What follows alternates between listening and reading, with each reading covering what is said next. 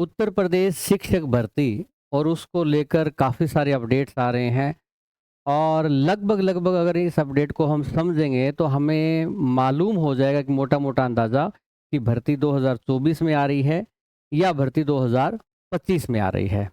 तो चलिए इसको देखते हैं। ये न्यूज़ आपने देख ही ली होगी, अलग-अलग अखबारों में 2-3 अखबारों में ये न्यूज़ आई है और इसमें जो एग्ज़ैक्टली क्या लिखा हुआ है वो पॉइंट वाइज़ हम डिस्कस कर लेते हैं।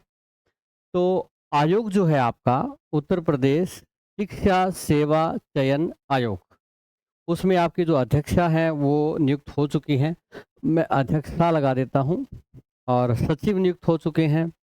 एग्ज़ामिनर भी अभी-अभी मिल गए हैं उनको। कमेटी का गठन किया जा चुका है कि जो इस बारे में काम करेगी। अब रह क्या जाता है इसमें, उस पे मैं चर्चा करता हूँ। एक चीज़ मैं ये बता दूँ कि जब तक उत्तर प्रदेश में शिक्षक भर्ती ना आ जाए तब तक, क्योंकि बहुत सारा ऐसा है ना कि आपको बैचेज़ भी चल रहे हैं, यूपी टेट के, सुपर टेट के, बहुतों के बैच तो करा के पूरे भी हो चुके और अभी तक भर्ती आई भी नहीं है। तो और आप भूल भी चुके होंगे शायद वो पढ़-पढ़ के। बट ये है कि हम 2023 से ही कहते आ रहे हैं आपको, फिर 2024 में भी कहते रहे हैं पूरा साल कि आप सिर्फ़ एक वैकेंसी पे डिपेंड ना रहे बेटा। और उत्तर प्रदेश में शिक्षक भर्ती 2023 में नहीं आएगी। आप हमारी पिछली वीडियो देख सकते हैं। इसलिए कहा था कि बाकी जो राज्य हैं, स्पेशल जो आपका दिल्ली है, दिल्ली में हर कोई अप्लाई कर सकता है, दिल्ली सबकी है, यूनियन टेरिटरी है, केंद्र की है। तो वहाँ पे आप ज़रूर तैयारी करें। जैसे एनटीटी की वैकेंसी निकली थी, कोई एनटीटी से है, पीआरटी की आने वाली है दिल्ली में, ठीक है? सीटेट का अब आ चुका है, अगर सीटेट क्लियर ना हो। एचटेट हरियाणा में है। ईएमआरएस की भर्ती जो पिछले साल हुई थी, वो इस साल भी होनी है। तो ईएमआरएस के लिए बच्चे ये कह रहे हैं कि हमें टाइम कम मिला था पिछली बार, इस बार तो और कम टाइम मिलेगा।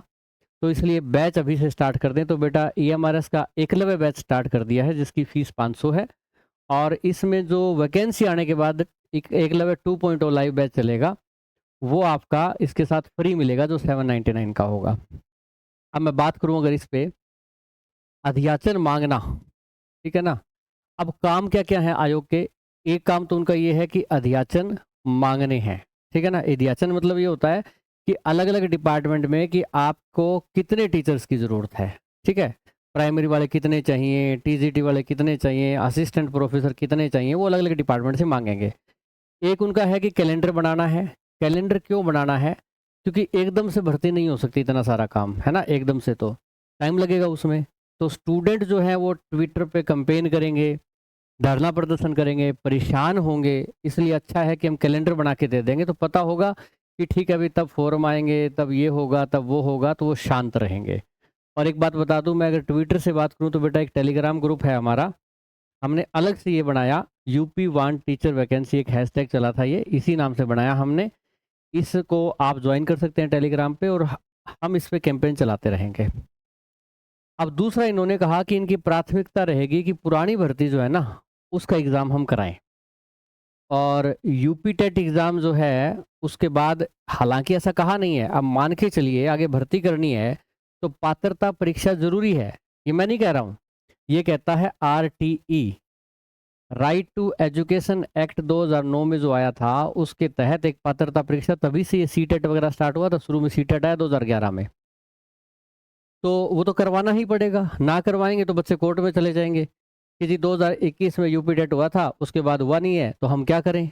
फार्म निकल गए हैं, हम पात्र ही नहीं है उसको भरने के, तो यूपी टेट करवाना पड़ेगा पहले। उसके बाद यूपी टेट के फॉर्म के बाद आपका एग्ज़ाम होगा और उसके बाद कहीं वैकेंसी निकालने का नंबर आएगा। अब आप मुझे कैलकुलेट करके बताइए कि आपको जो वैकेंसीज़ हैं, वो 2024 में देखने को मिलेगी या 2025 में देखने को मिलेगी? इसका आंसर हर बच्चे ने कमेंट में लिखना है, ठीक है? तो अभी तक इतनी सूचना थी बेटा। और आप मन्नू राठी जो चैनल है, यूट्यूब, व्हाट्सएप चैनल, टेलीग्राम और हमारा एक ट्विटर हैंडल भी है नोटबुक अकेडमी नाम से, उसको ज्वाइन कर लें। हम मिल के इसके लिए प्रयास करते रहेंगे और गवर्नमेंट ने भी अब प्रयास करना शुरू कर दिया है। और अभी ये कहा है कि परिषदीय विद्यालय है ना, तो परिषदीय विद्यालय, उसमें मेनली जो वैकेंसी खाली हैं वो 78,000 हैं। तो उसकी रिक्विजिशन मांगी है इन्होंने, पर रिक्विजिशन अभी तक इनको मिली नहीं है वहाँ से। और जब तक रिक्विजिशन मिलेगी ही नहीं, तो ये कैलेंडर बनाएँगे कैसे कि कब फॉर्म आएँगे, कब नहीं आएँगे? इनको पता ही नहीं है कि कितने पद खाली हैं।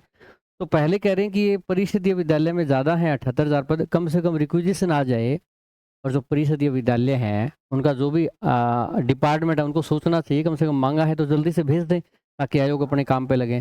तो फिर ये भर्ती और इसके अलावा बाकी अलग-अलग डिपार्टमेंट में अलग-अलग स्तर पे जो भी पद खाली हैं, उनकी भर्तियाँ निकलने की संभावनाएँ हो सकती हैं।